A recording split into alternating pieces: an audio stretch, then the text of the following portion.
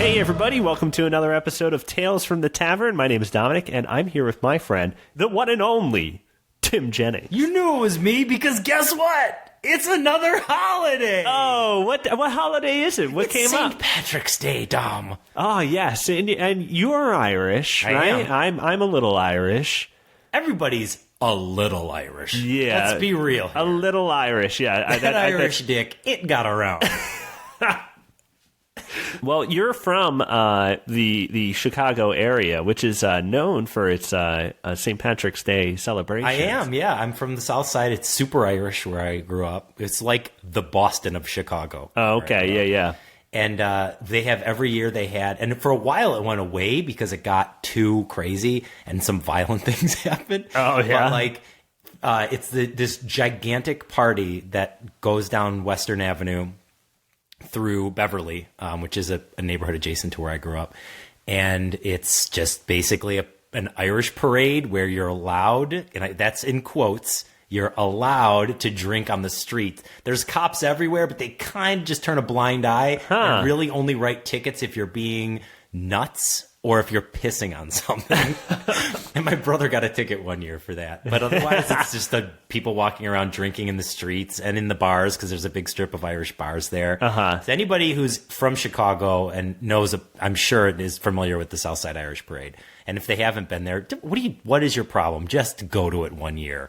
Bring a backpack full of alcohol of whatever kind you want. Just make sure it's kind of Irishy and have a good time and just don't get in fights. You started this story with how it's some real violent things have happened there. Yeah, but you should go. I had a problem. Okay, just be cool. Yeah, just be chill. Yeah, be relaxed. Be there to have a go time. Mm-hmm. Be there to wear some green. If you see somebody looking aggressive, just get out of their way. Yeah, just go have another drink somewhere else. Unless it's a leprechaun on rollerblades throwing some candy aggressively, because then you're gonna want to get that. You're gonna want to get some candy from a leprechaun on rollerblades. That's a wonderful visual. In Philadelphia, we have the Aaron Express, which is like a bar tour thing that they do for St. Patrick's Day. But the time that the whole city gets real liquored up is New Year's Day for the blood New Year's celebration, Day. The Philadelphia blood celebration for the great blood sacrifice. It's called a sacrifice because you just pour some of your own blood into like a gutter and let it just feed the city because the city lives. And the old shaman goes, pour their blood into the gutters, and for another year we shall just be scraping by. we'll just not be dead. No, but the Mummers Parade, everyone comes out, and that's notorious because pretty much every year there's one or two articles that were like, hey, did you guys see the bunch of racists in the Mummers Parade? Oh, no. You guys see all the homophobes in the Mummers Parade? Yeah, so it's like you're allowed to drink on the streets during that as well, but yeah, it's a little intense. Oh, boy. But yeah. But, hey, man, your holiday special, Jennings. That's me. And we got a holiday here. We also have prompts here. We're going to be telling tales of geomancers and inquisitors. Yes. Geomancers was suggested by Taylor Dirks. Inquisitors was suggested by Joe Scott. If you'd like to submit or vote on prompts, you can do so by visiting patreon.com/TFTTpod to become a patron. But it feels good to participate. Yeah. When you vote on those prompts, you feel like it really means something. Yeah, the prompts I vote on never seem to get picked, but I still vote every week. Yeah, well, hey, it is voting, and as we know, with the election, no, we're not going down there. We're gonna veer right. This is a safe zone, guys. This is a safe zone because we're in a fantasy land. We're in a bar somewhere. We're in a tavern. We need to escape into realms of fantasy now. More than ever. Dom is going to be here for you guys. He's going to be here in the tavern through November and beyond. I'm going to know what's going on in the real world, okay? I don't want to talk about it. But know that you're here with us in a fantasy land, in a tavern. We know what's going on, but we're going to talk about something else. Yeah. And where are we, Tim? Well, last time we went to more of kind of a stranger. We were at the Ghost Bar last time. Yeah, yeah. And this time I decided to go a little bit more like normal. Okay. So today we're in a place called the Gauntlet. Oh, the Gauntlet, yeah. And the Gauntlet is like your regular kind of meathead, fucking shitty bar. You can get wings here if you want to. You can get generally the cheap. You're going to be looking at some cheap goat wine, like some Carberry's goat wine. Oh, Carberry, yeah, which is like the PBR of goat wines. And then occasionally they do open mic night. Don't come on open mic night. No. Don't come because you don't know what you're going to get, but it's not going to be good. Is this basically like Big Wangs? Yeah. yeah, it's the big wangs of Stone Realm. The Gauntlet. You had a lot of potential with the name, Yeah, but no. Frickin' A. No. Oh, wow. So enjoy it. We're gonna leave here smelling like brute sauce, which is what they put on their wings. Oh, brute sauce. Oh, like I don't. In my mind, that's not so much a sauce as it is some kind of beast's sweat. Yeah, well, that's one of the components. Actually, there's a little bit of sweat in there. I'll just describe to you what they taste like from our earthly palates. It's not generally, they're not very, I don't like them. It's like, imagine like a vinegariness of a regular wing, but it's also kind of cinnamony. Oh, no. Whew. Man. The Gauntlet. Anyway. Hey, I'm glad we came here. This is kind of the environment for the holiday, Yep. Yeah. It's I got to tell you, faintly smells of barf. Mm-hmm. And faintly. You have a cold? Because I'm fucking smelling barf nonstop since we walked in here. There's a hint of piss, and definitely a lot of rage in the air. A lot of rage. You can feel it. There's no fights happening. It's about to bubble over. Yeah, it's about to explode. Yeah. So, but I mean, so we're just gonna be cool. Yeah, we're just two cool guys here. We're here to drink some Carberry's goat wine. I got my Carberry's. I got my brute sauce, which is, to be honest, it's kind of got that interesting flavor where you want to keep eating it because it tastes like nothing you've ever had. Yeah, but also it's super gross. Gross, man. Well, hey, man, what do you say we get right into our stories? I'm into that. Let's do it. Geomancers and inquisitors. Why don't we say we stop by Stone's Realm first, since we're already here? Yes. Exciting things are happening in Stone's Realm. Let's go. Let's go.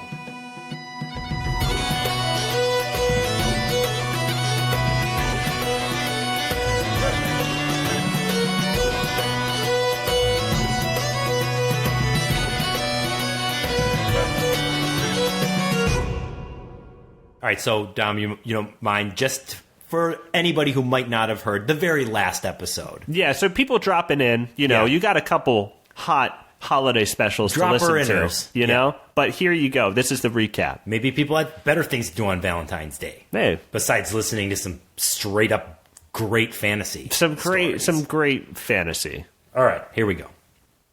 Last time on Swordborn the Savage, Kenjin Falconer and friends delivered the stolen spirit stones to the fortress of deceased sorcerer Moraban, only to discover that there was in fact a new Moraban, and this one was even shittier than the first one. A, he had actual magic powers, and B, he's a super shitty guitar player. Like, he'll sit on the couch at your party trying to play Hotel California over and over again. That kind of shitty. And you're like, I don't know what's worse, dude. The fact that you think that song is going to get you laid, or that you took the time to only kind of learn it in the first place. Go home, Dong Henley. With the stones in his possession, Moraban II Havana Knights used this newfound power to banish Kenjin and her crew to the Nether Zone. They're there right now, and I'll tell you this. It sucks B-A-double-alls, but they kind of earned it, didn't they? Fuck them! Yeah. Fuck those guys. They earned that shit. They fucking earned that shit. Also, was it Dong Henley? Dong Henley. Dong Henley. Right. Very nice. Very nice. Meanwhile, big news on the Swordborn side. He's alive, and Ice Bitch is now a kick-ass ghost mount. Am I the first person to think that shit up? A ghost polar bear mount? Fuck yeah, I am, and it feels so damn good. This is the part where I start crip walking around the room, and Dom loves it. I do. It's incredible. P.S. If anyone has already thought up a ghost bear mount, keep that shit to yourself and start harshing my bees. But hold on. Hold the enchanted communications device many would call a phone. Not only is Swordborn currently alive and well, he is in the presence of none other than Keith, the really solid dude. Yeah, I know. How did that happen? Bitch, you are not even gonna believe it. Now let us return to the kingdom of Stone's Realm for Swordborn the Savage and the Sword of Ages, a.k.a. Cliffhanger 2, a.k.a. Read these Nikes. Read these Nikes. That says it all. Yeah, right there. Far beyond Orkspire, a few miles west of Gene Tribsdale's Mirrors of Insanity miniature golf course, an attraction that really never took off because of its association with the Mirrors of Insanity. And just down the road from that spot at the River Typhon, where Greba the Gobliness seems to be constantly washing her underwear, lies the kingdom of Stone's Realm, a kingdom now under the thumb of Moraband II, who, with no one to oppose him, has quickly gone about the task of repopulating the entire land with creatures and beasts created for no other reason than to do his bidding and occasionally attend his private, super exclusive, fans-only, small venue concerts. These occur at least once a week. Walk past the Fortress of Moraband if you want to grab a flyer for the next one. FYI, it's at the Gauntlet this week. Again. They're always at the Gauntlet. Every time. Open mic. He calls it a concert. Is it really an open mic? Yep. But as Stone's Realm falls deeper and deeper into the suckhole that is the rule of Moraband II, its former hero, Swordborn the Savage, has just awoken in unfamiliar surroundings. A large grandfather clock ticks inside a well-appointed library filled wall-to-wall with books, curiosities, and mystical items. Swordborn sits pensive in a soft armchair staring into a warm, crackling fire. He knows not where he is nor how he came to be there. Next to him on the floor, resting quietly, is Ice Bitch. Having actually died at the hands of Kenjin Falconer's companion Strobrin, she is now taken on a very different form, that of a ghost bear. And don't forget, that's some shit that I made up! Me and nobody else! A voice breaks the silence in the room. The voice is that of Keith, the really solid dude. You must have a lot of questions, said Keith. Where am I? Asked Swordborn. Am I still in Stone's Realm? Yes and no. Uh-oh. Settle in for some mythology building and plot justifications, folks. We are currently inside the Sword of Ages, Keith continued. Through the years, it's gone by many names. Deathbringer, the Inquisitor, the Orc Porker, which I love and hate at the same time. You, however, know it best by the name I gave it. Suddenly, it all made sense as much as it didn't fucking make sense at all to Swordborn. Are you telling me that we're inside of Get Fucked right now? That's right, replied Keith. The Sword of Ages possesses many powers, one of which is the ability to save its current keeper should anyone attempt to use its power to destroy them. Another's the ability to kill gods if that's something you'd ever be interested in. Swordborn has no reaction to this. Have you ever wanted that? To kill a god, I mean? No. Oh, okay, because you could. I feel like you want me to kill a god. No, I'm just, you know what? Let's catch up and talk about that after this whole Moraband business is over. Cool? Great. So let me get this straight, said Swordborn. When that girl with the falcon and squirrel tried to use Vanquish on me, the sword just sucked me up like some sort of vacuum cleaner. I don't know what a vacuum cleaner is, kid, replied Keith. Me either, said Swordborn. But, Keith continued, for some reason I have a feeling your simile is right on. Swordborn turned his gaze back to the fire. I'm gonna need some goat wine. A lot. Keith grabbed a large mountain tranche horn from a shelf near his chair. He blew it once, and a cask of goat wine dropped down next to Swordborn. "What is that?" asked Swordborn. "This is the horn of Malakwa," replied Keith. "Is that all it does?" asked Swordborn. "Yep," replied Keith. "Can I have it?" asked Swordborn. "Nope," replied Keith. "Had to try," said Swordborn. With that, he punched his fist through the top of the cask, then delicately slid a long straw in and began to drink. Title card, the next day. Swordborn stopped drinking. He looked over at Keith, who is now puffing on a pipe full of smoke root that smelled like maple bacon. Oh, yeah. Mm-hmm. "Are you really Keith? Or are you like some kind of weird creature that can turn into different shit, but is really like a fucking bookworm-looking thing?" Keith exhaled a large cloud of smoke. "Your drunk instincts serve you well, Swordborn. I am Keith, but I also am not. I'm the Sword of Ages' accumulated knowledge of Keith, the really solid dude. I am but one part of a magical consciousness that lives inside the Sword of Ages, comprised of the combined accumulated knowledge and essence of everyone who has ever possessed the sword. Eventually yours will join us, but now is not that time." "Fucking shit," muttered Swordborn. Title card 2, 2 days later. Swordborn finally killed his cask of goat wine and looked down at the ice bitch.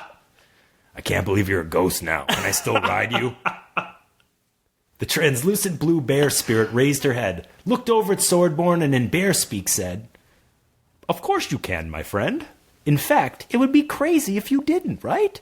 P.S. I also do not know what a vacuum cleaner is." "So what happens now?" Swordborn asked Keith.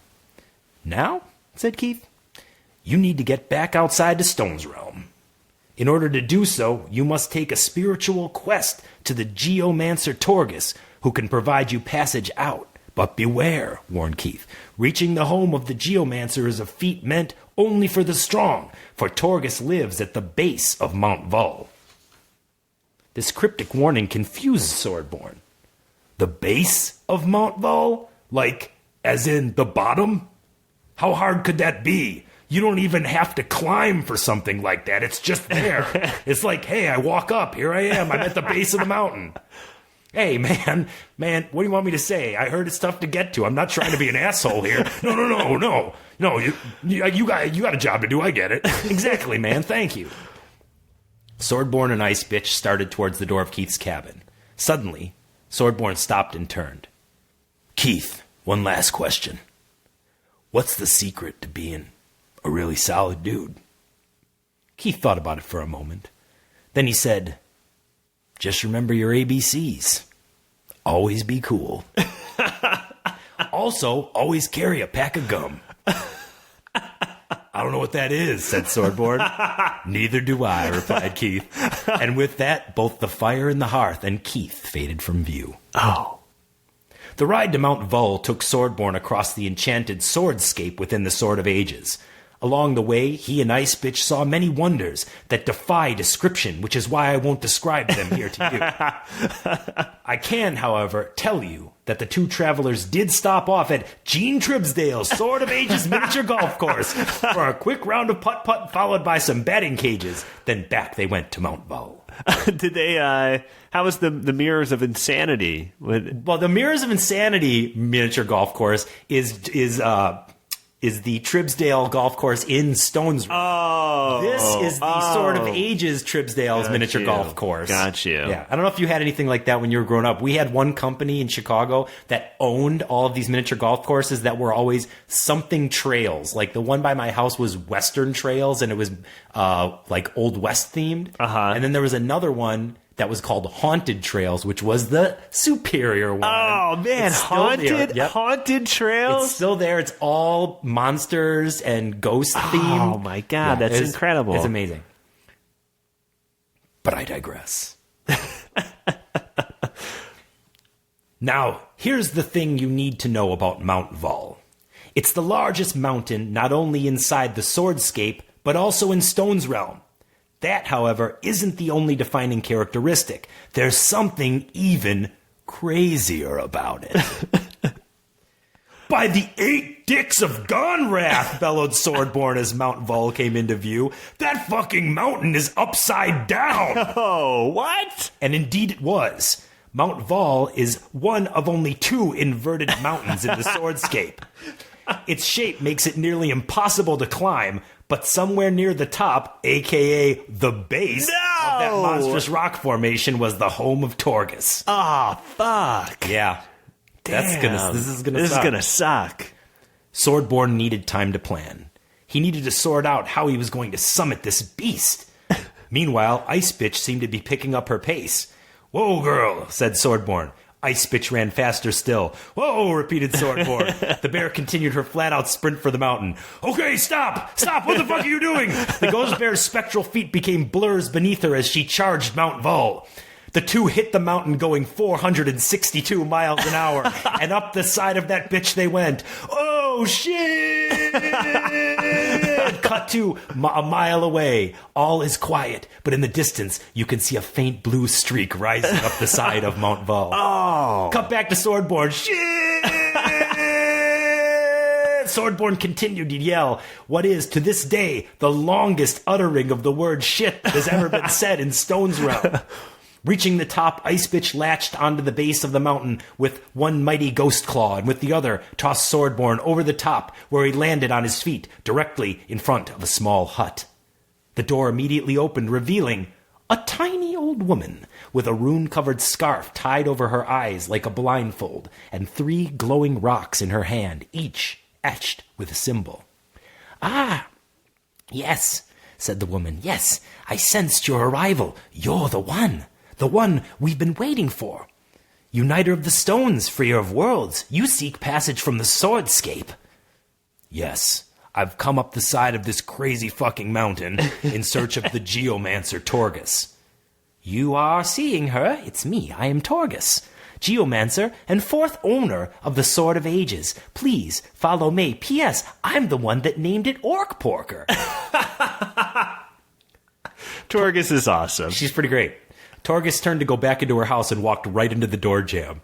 Oh my god, are you okay? Asked Swordborn. The warrior helped into her house. Thank you, yes, I'm blind, the tiny woman replied. Yeah, I got that, said Swordborn.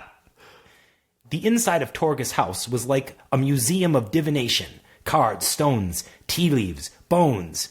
Did you know you could do a past life regression on someone using only a dried Jalventran penis? I've seen it. It's gross, but it works. What is what is it? It's Jalventran. Jalventran. It's like a imagine like a goat, but the size of a horse. Holy shit. Like horns, like big round horns on its head. That's got, like, I just imagine like kind of a big gross dick. Mountain people ride Jalventrans. Oh, damn, that's awesome. Yeah. That's canon, by the way. Damn. Maybe we'll see those someday. Yeah, I hope so. Or maybe its penis soon. So whoa, you're really into this. Yeah, well, I heard it sounds cool. Yeah, I guess you just like past life regression. I like spells. But of all the knickknacks and curiosities in Torgus's home, she knew that for this she would need the keepers of the spirit stones themselves. Torgus unlocked a small box and pulled out a sack, the contents of which she shook out on the floor. 5 small heads carved from stone. Each one of these heads represented one of the 5 keepers of the spirit stones. They will be your guides, whispered Torgus. The keepers, they know not their fate, but they know yours. They chose you. You're not meant to stay here. You must return. Extending her hand over the stones, Torgus began to concentrate, and slowly at first, but then faster, the stones began to roll across the floor. Their movements were erratic at first, but then all 5 began moving in unison, forming a straight line and going around and around into a tighter circle, until suddenly they stopped and formed a neat vertical stack. Torgus held her head close to them, as if viewing them with her sightless eyes. Ah, said the geomancer. So it is. Torgus reached into a jar on a table near her and pulled out a handful of mud. To know your future, you must see the past. With that, Torgus slapped Swordborn across the face with her mud hand. The force of the blow sent the warrior reeling, not just onto the floor, but through. Down he fell, tumbling through darkness until finally slowing and finding himself floating as if in a dream through the fortress of Moraban. Up the enchanted stairs he flew, and there at the top, beyond the door, he saw the moment Kenjin Falconer handed the spirit stones to Moraban. But more importantly, he saw Moraban banish her and her comrades to the Nether Zone, the Sword of Ages firmly in her grasp as she went. Suddenly Moraban turned his gaze toward Swordborn. Well, well, well, look who's paid me a visit. You're on the other side of the veil, but I can see you, Swordborn the Savage. I thought you were dead. You're not. But you're not quite alive, are you? No matter. Should you return, I myself shall dispatch of you with the quickness, homie. Until then, how about a song? Moraban quickly picked up his guitar and started the worst cover of Third Eye Blind's Jumper that anyone has ever done. No! Yelled Swordborn. This song was supposed to be a suicide deterrent? Suddenly the warrior felt himself pulled back through the darkness, back to the swordscape. Once again he sat in front of the old geomancer. Moraban has seen you. Time is of the essence. Now your path is set. I can get you and your ghostly friend out of the Sword of Ages. But getting the Sword of Ages out of the Nether Zone, that is on you. Swordborn sat with this information for a moment. Let's go.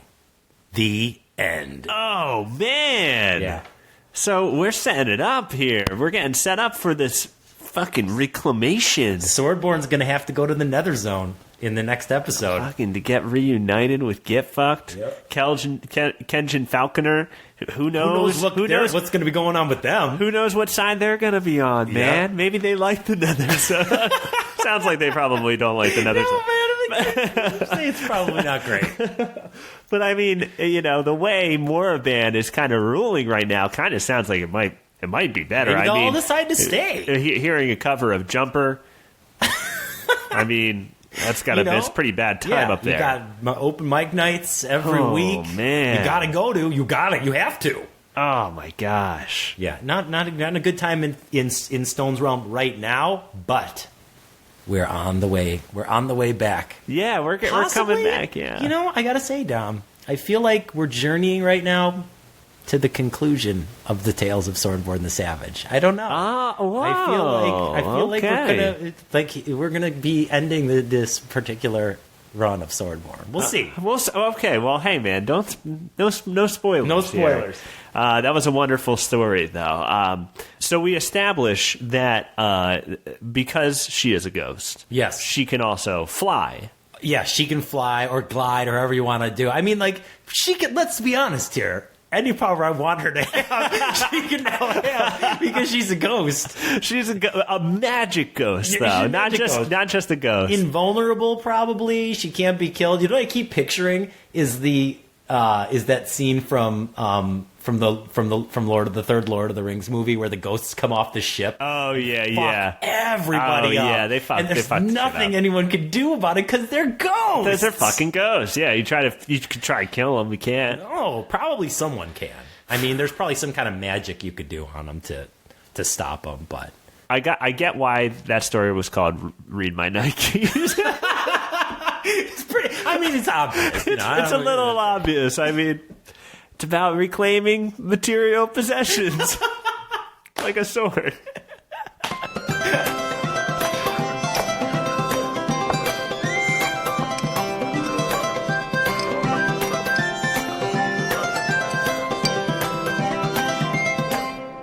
All right, Tim, you ready for my tale of geomancers and inquisitors? Hell yeah! All right, this one's called Inquisition. The good kind. Oh. The morning sun burst through the stained glass windows of the Belleville church, warming the cherry wood pews where a local page boy named Tiff was sitting. A pink shade kissed his face, which was perfectly framed by his page boy haircut. Which, if my hair gets long enough one day, I'm going to bring it back. Yeah, man, you look good with that. I'm going to look majestic. It'll look like I have magic hair because it's curly. Yep. But it'll be perfectly framed. It's going to be so good. Yeah, it's going to be You're going to nice. look like a wizard. Well, Or like some kind of, user of magic. a wizard's son. Okay. He looked toward the altar where the high priest was giving his sermon. And let the boys be boys. Slam, da-da-da, said the priest. Amen, said a Belleville basketball player. Everybody clapped. Now, let us conclude today's worship of Cloudisis with a shout-out. The priest pointed both fingers to the air. Everyone looked to the sky and began shouting out all their friends. Shout out to my boy Rick, KC, Lil Stanky, Chocolate Wonderfall, Rip Van Winkle, and Twizzler for the brand new pair of sandals. I love this church. It's pretty dope. Oh, what is the name of the Cloudis? Cloudisis. Cloudisis is who they worship, yeah. Something about today's church sermon moved Tiff, the page boy. He found the teachings of Cloudisis to be incredibly helpful to him. If this were truly the best way to live life, as Cloudisis has said, then he ought to get involved so that more people could experience the dope-ass life that the followers of Cloudisis lived. Yeah. He hung around the church until the priest was back in his office. He knocked on the thick cherry wood door. "Come in," beckoned a voice. The page boy opened the door to find the high priest behind his wooden desk, as well as Bruce, the Grand Inquisitor, seated before him with his full brown beard and curled mustache. "I don't mean to interrupt," started Tiff, standing in the doorway in his green tights and tunic. "It's fine, boy," said the priest. "What can I help you with?"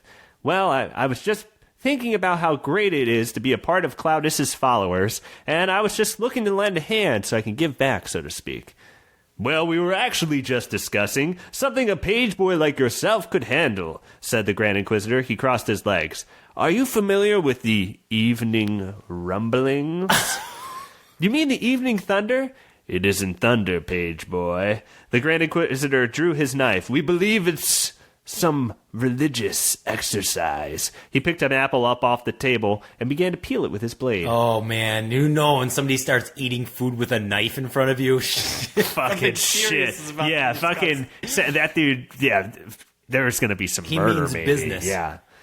"A false religious exercise," added the priest. "And we believe that the old hermit of the mountains is involved," added the Inquisitor as he thumped a slice of apple into his mouth. Mm-hmm. The old dirt hermit?" asked the page boy, familiar with legends and tales of the area. "We believe that she may be some sort of dirt wizard." "Investigate it and return to us, boy," said the Inquisitor. He grabbed a blank parchment and scribbled a small map for him. The page boy took the note, bowed, and briskly walked out of the church. He fastened his packs to his white spotted horse, Pepper, and rode north for the mountain. He followed the directions as the Inquisitor had given him and arrived at the hermit's cave by evening. Outside of it stood a large, carved stone pillar. He found a spot above the cave to scout. Out of the cave walked the dirt wizard, carrying something in her arms. She sat cross-legged near the pole, holding what she was carrying in her lap, some sort of double drum.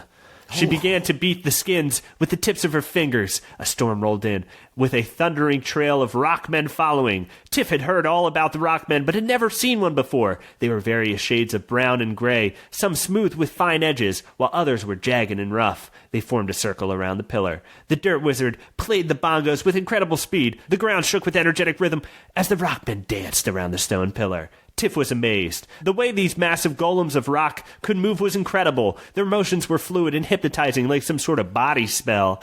Rock booties were dropping all over. One of the gray jagged guys had been spinning for 6 consecutive minutes.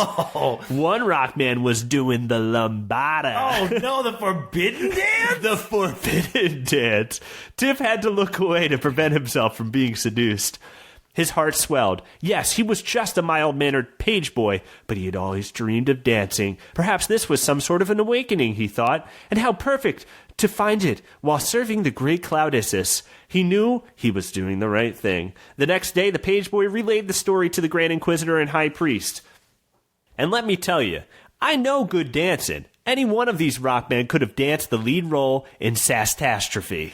Sastastrophe was a popular music in Norkspire. Thank you. Could you just give me a brief overview of what was the gist of it? Was it a variety show? Did it have a plot? It is a full-on musical. There is a plot. It's, this girl who can dance really well is kind of having a frustrating day, and she starts getting it out and dance. Oh, yeah. And, she starts ticking the police off, Uh-huh. The feds. Like you do when you start dancing. So they start trying to bust down on her dancing, but she's got such sass that she can fight them until the sasstastrophe happens. Oh my god! Yeah, don't tell me what that is. Yeah, no, you don't want to. Yeah, I don't want to spoil it. Maybe you'll see it one day. Grumbled Bruce. He looked at the priest. Well, said the priest as he began to speak. That sounds fun. This gives me an idea. Once a year, all the children in town will gather around a dance pole of sorts. They'll form two circles, girls closest to the pole, boys facing the girls.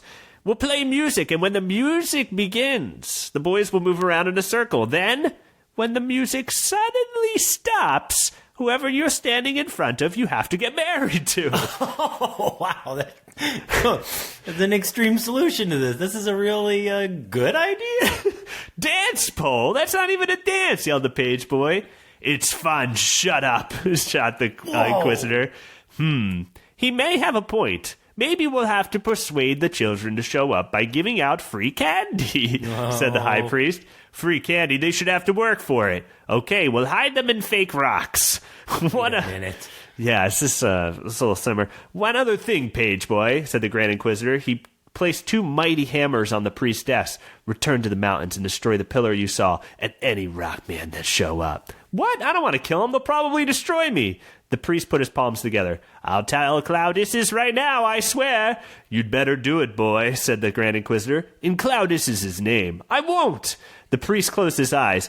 Dear Claudius, what's up? Me? Not much. Just hanging out today. Oh, there is this one motherfucker who won't destroy for you. Okay, I'll do it, blurted the boy. Just joshing, said the priest. Everything down here is cool and going well. You're the coolest. Love, Dave. Tiff picked up the hammers and sullenly walked out the door. By the way, if you're not praying like that, you're doing it wrong. Yeah, it should be a casual conversation. He hears so many of these today. Yeah. He hears so many of them. And if they all start the same and end the same, change it up a little bit. Why not? That night, the page boy returned to the mountains. If this is what Claudius commanded, then he must do it. Hammers in hand, he approached the pillar, just as the hermit came out in her brown robe. I'm just here to dance, said the page boy, fiercely determined. The dirt wizard nodded and sat before the pillar. She began to drum. The page boy could feel his body getting ready. He knew what he had to do. The ground shook as the rockmen found their way to the pillar, and they all at once danced, Tiff included. The page boy's moves were electric. He used the hammers as awesome dance props and definitely dropped the hammer down on the dance floor. Some of the rockmen referred to him as the carpenter or the carpenter's son. Others called him Sledge in all caps. No. Two rockmen started busting out some 90s swing revival, and although it wasn't well received, the novelty was admired. That perfectly describes what you feel like when you see swing dancers. I wish they were doing this, but good for them. They can fucking do it. The ground began to shake even harder. Tiff worried that they brought about an earthquake with their mighty dancing, but they conjured something much cooler and less deadly. A crack in the dirt began to grow as out of it emerged Windmillius, the stone-cold rock god of dance. Whoa! Lava dripped from his head. Yo, these dance moves are incredible, he shouted as he placed a stone boombox on the ground. He dropped a flat golden cardboard box and started spinning on his back. Lava was spraying all over, but everyone just dodged it. Soon, two troops of Belleville soldiers came into view on the path leading back home, with Bruce the Grand Inquisitor and priest leading the way. The troops nearly shit themselves with excitement when they saw how awesome the dancing was. Then they shit themselves in fear when they saw Windmillius getting his eagle on. A crash like that could destroy them all. They were only a few hundred yards away when a bolt of lightning cracked on the earth before the army. Shit. Clouds pulled down from the sky and formed a giant humanoid shape, the great god Claudius. Tiff could not believe it. Whoa, where's my stuff? Said the god. You guys are supposed to be watching my stuff. It's back at the church, said the priest. Like a bitch. Yeah, he's kind of fucking dick. My record collection is unattended. Dude, those things are ancient. You're supposed to keep an eye on them. And in return, I hang out with you guys sometimes. You haven't hung out with us in a while. Well, yeah, you guys have been dicks lately. What's with this conquering? Let me remind you what this is all about, okay? Be nice. Take care of each other. Maybe don't eat animals if you can manage. Oh, okay. He's not so bad. Yeah, it's not so bad. Yo, Claudius, when are you going to bring back some of them sweet jams over? Oh, hey, Wemilius, let's hang out next week, said the Cloud Man. The gods are friends. All the powerful people are friends. The high priest. That's true. And, guys, in life, that's true, too. Yes, sorry, I'm going to hop outside the fantasy realm for a second. The high priest felt great shame. He returned to the church, ditching his hat and returning to the good God word. The people of Belleville went back to hanging out and keeping an eye on Claudius's record collection. The page boys stayed with the rockmen, living and worshipping as one of them. Every day he danced with those hammers, soon giving him the body of a supreme athlete and ultimately making him Orcspire's greatest dancer. Everywhere he went, people went wild. Oh shit, it's Page Boy! In a neon tunic and stone shoulder guards, the Page Boy did an awesome spin to turn to the crowds. How's it going? Dance for us, Page Boy. Please dance, they'd shout. And every time he would reply, just this once. Let's hear it for my baby. Let's get the boy here. And that's how it's credits, the end. Yeah, that's how it is. Great. I love it. It was, there was some dancing. There was some pole dancing. I think that story falls in line with the other great musical tales in the world, like Footloose, Dirty Dancing, Breakin', where somebody finds dance or dance finds somebody and it changes their life for the better, but there's other people try to keep them down, but at the end, they fly, they soar like a dancing eagle. They dance sets them free. And dance is kind of a body magic. And maybe the true wizards are the wizards of dance. And how about this? Don't you wish that all the earth gods would show up one day and be like, hey, everybody, look at this. We're cool with each other. Yeah. We're having a good time together all the time. And you guys are fucking it up down there. Yeah, you guys are fucking it up. Like, we're gods, so, like, we can go do other stuff that you can't. So, if you could just keep it nice. Keep it nice. Like, this is where we do live sometimes, so keep it nice. Dom, there's a lot of great messages in that story. Yeah, the main one is to dance, lose yourself and dance, as Daft Punk has said, Yeah, and I think the other message, of course, because it is one of your stories, is, keep the different races apart, which you always like to, Oh, yeah, no, yeah. Yeah. So, let me just reaffirm my views here. We need to keep all...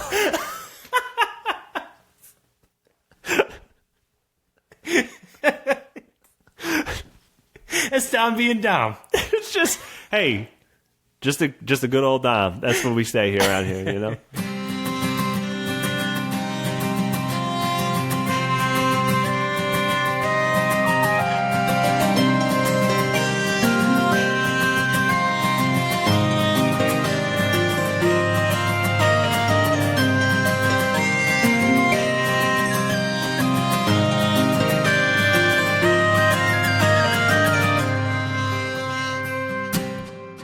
So, Tim, I guess you won't be on for Easter. I'm just going to guess because that's in like 2 weeks. Yeah. Well, I don't know. I guess I won't be. So Easter will be missed. Oh man. So what's the next holiday? I'm really going to feel like we failed in a mission that we set. You know what? If I don't do that, but I'm going to be completely honest here. St. Patrick's Day. This one was for Easter. Okay? St. Patrick's Day is like kind of... Counts? We're going to say it counts? It counts. It counts for Easter. In fact, this isn't even coming out on St. Patrick's Day. Though people it'll be past. Well, it will be just before it. It'll go up later today. This is we're doing this on Wednesday. But... there's 2 holidays this month. This is for both the holidays then. Easter. Well, then what's the next holiday? So we got May coming up. It's going to be something. It's going to be a lower tier. We're going to be talking about a B-ticket holiday coming Yeah, up we're talking right about after Easter. National Hot Dog Day or something. You know I'm always showing up for that every time. Old Hot Dog Jennings. You can keep the bun. Did you have a few nicknames when you were a kid? Hot Dog was one of them, right? You know what? I always wanted a nickname, and I never got. I never got one. No, I never got one. No, and I never tried. I wish I could say I tried to give myself one, but I just wanted somebody to give me one, and I never had it. You know what I've been doing recently is like I do some streams for the Patreon. I do the meat halls, and sometimes I'm playing games, and sometimes I give myself a name. Yeah. I've gone by the Wizard, as in relation to my incredible gaming skills, getting out of tight areas and stuff, just like a wizard would. Yeah. And then the other one is Boy Genius. That's a good one too. That's my latest one. Is that like I can just analyze everything, and I'm so good at identifying patterns that I know where to jump and everything in these games. So I hope you'll consider Page Boy. Page Boy. Yeah, let's go ahead and go. We're going to add that one, Page Boy. But anyway, back to your story. Next time you're on, we're going to be setting up to maybe see Get Fucked. Who knows what's going to happen? Yeah, who knows what's going to happen? I don't want to go ahead and like use my Boy Genius skills and spoil the story. Because I know you'll. Yeah. If I know the Boy Genius like I think I do, you'll figure it out. You'll decode it, and pretty soon you'll be telling me the story I haven't even. Yeah. You know what? I'm gonna go ahead and stop myself from doing that. But next time we're gonna see more of this fucking Swordborn story. I'm excited to write the next one too, because if you remember this, when they originally get sent to the Nether Zone, there's some like spooky sounds in the Nether Zone. There's some stuff living there. There's other things there. It's not just going to be like he's going to walk in and go, "Hey, let's go." Are you telling me that the Nether Zone and Haunted Trails might be the same place? Dom, you just Boy Genius me. I told you not to do that. I'm sorry. BS. Oh, sorry. Well, hey, I gotta ask you something that may be featured on Haunted Trails. Right, axe away. I read a book. I've been retitling books. Yeah. I've been doing this. I've been doing a new Paperback thing. Paradise on Twitter. That's what Look it's it called. up, guys. It's it couldn't fit the whole word paperback, so I think it's PAPRBCK Paradise. There's a better way to do that. I'll retitle it later. But I've been buying books, children's books from this bookstore and scanning them in and retitling them. But I came across a book I always wanted to read but never did. A little book called Bunnicula. Have you? I've heard of it. You've heard of it. Okay. It's a great read. I have not ever read Bunnicula. It is highly enjoyable if you are a fan of animals like I am. It's about a bunny Dracula. Yeah, it is. And it's real good. I can really recommend it. I bring it up because I figured you may have read it because it kind of came out and had its heyday when you were kind of growing up. Nope, I've never read it. But I have a question for you. Yeah. Can I read it to my 4-year-old? Because he is really into right now monsters, ghosts, skeletons. He saw I have a book I got for my birthday that was all about the Haunted Mansion, and he's been paging through it while I haven't been looking and making me tell him spooky stories. So he might love Bunnicula. That might be right in his wheelhouse right now. I think so. It's a very short book. It's very fun to read. I enjoyed it. I thoroughly enjoyed it. I also saw something last night. I bring this up to you, and you probably haven't seen this either, but the next time it's playing in LA, you have to go. All right. I saw a movie at the New Beverly Theater last night called Redneck Miller. Whoa. Yeah, it's this exploitation movie made in like the Carolinas in the 70s. And it's just about a cool, good old boy. Like, it's just about this guy. He like lives with a girl, but they're not dating, but they fuck all the time. And then he's got a cool job. He's living the dream. Yeah, he's living like he's drinking Schlitz the entire movie. Oh man, Redneck Miller. He's a DJ at the Fuck yeah, he is. He's the DJ, he's a cool DJ, and he signs off and he goes, "And guys, be nice to your ladies, because if you aren't, DJ will be. He's got like 4 or 5 nicknames, and I brought up the nickname thing because he goes by DJ, I think Jack at some point, Miller, Redneck Miller. Mm-hmm. He's got so many names, but it's a highly enjoyable bad movie. I'm anxious to find out what conflict befalls Redneck Miller, because maybe I'm wrong here, but I assume it's not a movie about a guy with a live-in girlfriend that he's not really, that he's just fucking, and he drinks beer and he's a DJ. There's got to be some other thing. Something else has to happen. I forgot to include one of the most important parts of Redneck Miller, which is his really cool motorcycle. Oh, I was wondering what his vehicle was. That gets stolen. Oh, shit. Yeah, so... Oh, fuck. Don't steal. He's got to get his motorcycle back. Yeah, it's a good movie. Amazing.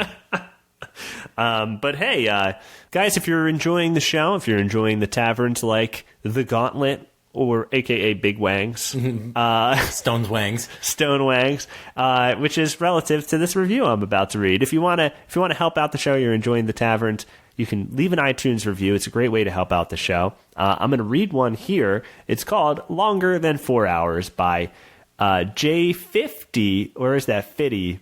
It might be Fitty. J5077. This podcast keeps me fully torqued for much longer than 4 hours. I called my doctor and told him that I listened to this podcast, and he told me he had the same problem and to call him when I found the cure. Unless you're afraid of erections, you should definitely be listening to this podcast. Not only is this guy saying he gets a boner from this show, his doctor's getting boners from this show. So, like, if you're getting a boner from the show, turn a friend on to it, because share the bone, you know? The boners. Well, Tim, thanks so much for bringing us by the Gauntlet, man. It looks like old... I don't know if that is Morban or if that's a guy who looks like what I think. I don't want to take a chance at it, Tim. So maybe let's get out of here. All right. All right. Hey, everybody. Thanks for coming by. And how do people say goodbye in the Gauntlet? How do they say farewell to each other? Let's get the fuck out of here. The open mic is starting. Well, Tim, let's get the fuck out of here. The open mic is starting. See you later. All right, see you guys. Bye-bye.